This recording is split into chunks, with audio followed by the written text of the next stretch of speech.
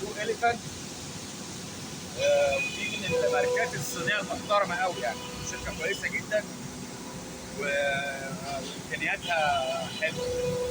ويعني الشركه دي بتقول ان مش كل الصيني وحش، في صيني كويس على فكره لما تختاروا كومبوننت صح والشركه صح. عملنا لها تستات، نجرب عليها دلوقتي، بنجرب ونشوف هتعمل ايه، وربنا ييسر ان شاء الله وندرب الناس على المكنه